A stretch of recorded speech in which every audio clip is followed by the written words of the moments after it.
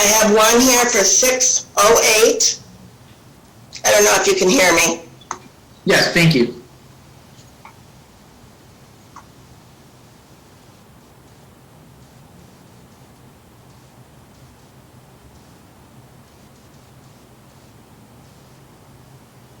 And one for 5:31. Thank you. Okay, so let me just, let me see. So I have May 23rd, May 31st, and June 8th. Yes, Thank you. Marjorie, prior to meeting with VHA, were you aware that the parties in this case have joint legal custody? yes, Okay. And did you seek out Mr. Petru's concurrence to meet with VHA prior to meeting with her? not prior to meeting with her, but I contacted him by phone. And was that after your first meeting with her? I believe it was after the second meeting. Okay. Why didn't you seek Mr. Petru's concurrence for VHA to meet with you prior to meeting with her on May 23rd and May 31st? That's not generally how I have done that in the past. And it hasn't been an issue. However, perhaps I should have done that first. Or within a little bit sooner. Do you agree that you should have consulted with both legal parents prior to doing an assessment of VHA? My assessment came at the end, and I did. And I did consult him. And what date did you consult with Mr. Petru?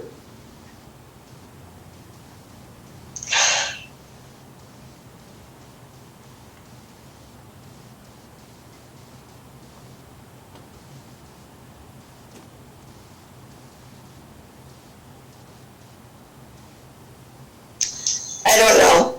I didn't write it down. It would have had to be between June 31st and June 8th. You said June 31st. Do you mean May 31st? Yes, yes. Okay. And during your assessment on May 23rd and June 8th, during those two assessment sessions, how did you meet with Objection as to form and foundation. The witness testified that she did her assessment after those dates. And I stated when she met with VHA during her first two assessment sessions, Okay. which is what she testified to. I will allow the question. You may answer or continue with the question. I don't know if you finished it. Thank you. Marjorie, when you met with VHA for your first two assessment sessions on May 23rd and May 31st, did you meet with VHA in person or was that via Zoom? Oh, in person. And was Ms. Shava present with VHA? Who? Ms. Shava, was she present? The mother, was she present with VHA? She was, no. The last session, she was. Okay. The last session, we came in and, but most of the 90% of the session was without VHA, or without the mom. Who brought VHA to all three sessions? Her mom? And did her mom take her home from all three sessions? Yes. And was Mr. Petru present during any of those assessment sessions?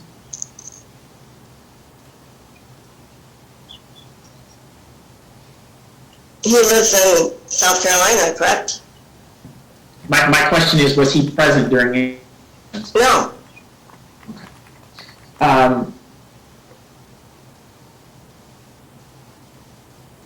Did you ever invite him to participate in either of those three sessions? Like through a Zoom session, you mean? Either through Zoom or in person. Did you ever invite him to participate in the assessment? No, I didn't. But I also, beyond collecting information from from the mom. I didn't really invite her to participate in the sessions. How much time did you spend in total speaking to the mother, Ms. Shava?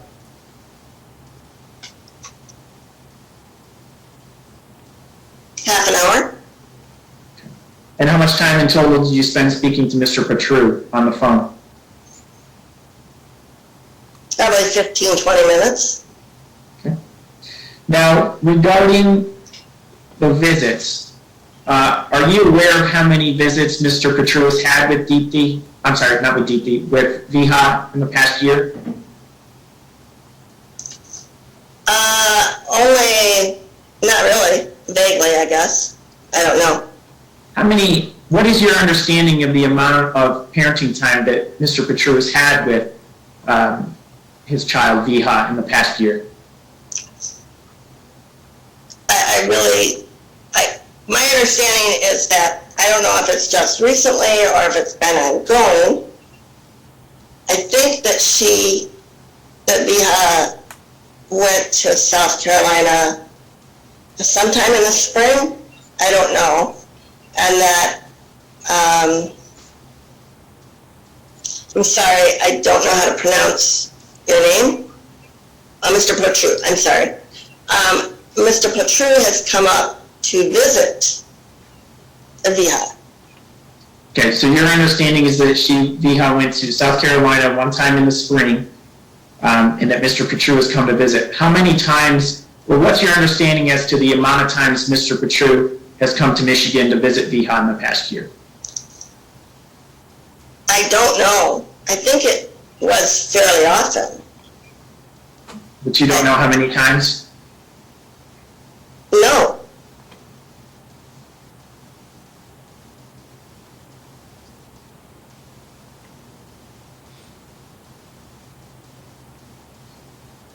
Don't you think having that information would be important in your assessment as to therapy for Viha? I would think that me having discussed those visits with Viha, rather than knowing the precise number, would be more relevant. Did you provide any testing of Viha? I'm sorry?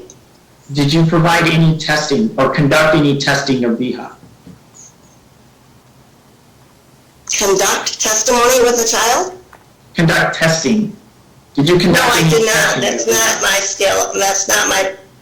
Social workers generally don't do that. That is the purview of psychologists. And, I mean, 90% of the professionals involved with the CPS program that I worked with are social workers.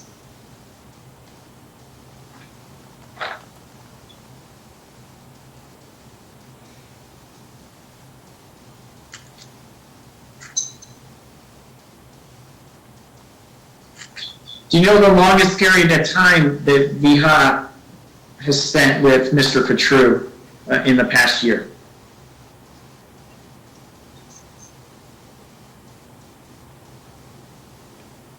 I believe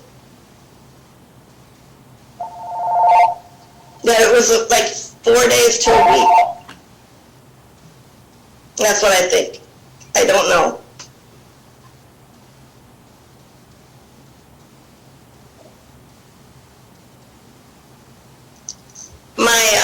My understanding is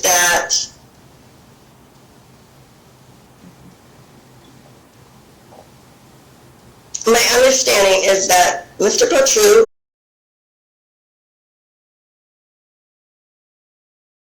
would fly up here and spend time with his daughter. And I also understood that Mr. Viha would fly up here, pick up Viha, and take her back to South Carolina. I did not understand how often that happened. Okay.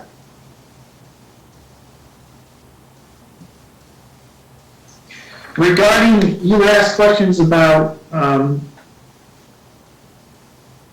in your opinion, if Viha would be comfortable going to South Carolina for 2 weeks. Would it be fair to say that that assessment, whether she could go to South Carolina for 2 weeks or not in a row, should be made after she has the opportunity to go for 2 weeks and to assess her reactions to that?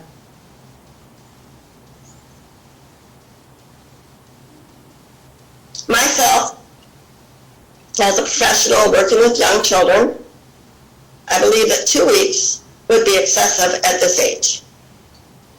And why is that? Because children, as all of us do, are familiar with our own surroundings. She's very attached to her mother. Even 10-year-olds, if they were to go, out of town to their grandma's house, say, many families would not have them go for longer than a week because they would get homesick. And what if Viha does not get homesick? If she went for a week and was not homesick? Should she be allowed to stay an extra week without planning, you're saying? Is that what you're saying? No, not without planning. If it was planned ahead of time, and if Viha wasn't homesick during those 2 weeks, do you believe Viha could spend 2 weeks with her father? I guess I would have two things. One is, I would think that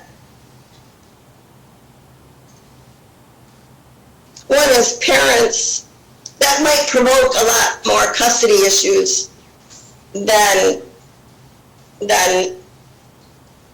desired. And also, I did not understand, but as I said, as a professional, I would think that 2 weeks is excessive for a 6-year-old to be sent away from her mother to a state 600 miles away. That's what I would think as a professional. And what if she had a good relationship and she had been seeing Mr. Petru for on a regular basis?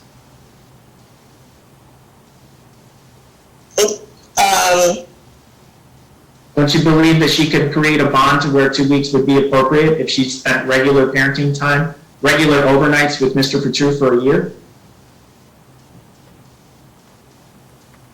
You mean up here? Is that what you're referring to? Regardless of where it had been occurring, if he had been spending regular parenting time, including overnights with Mr. Petru for the past year, don't you believe that they could have a bond and that it would be appropriate for Viha to spend a week or two with Mr. Petru? I'm just going to place an objection because I don't believe the term regular has been defined for this witness. I would just ask counsel to define what he means by regular. Mr. Fowler? Marguerite, let me ask you this. If Mr. Petru had been spending 2 weekends a month visiting with Viha for a significant period of time, do you believe that he could create a bond, that Mr. Petru and Viha could create a close bond?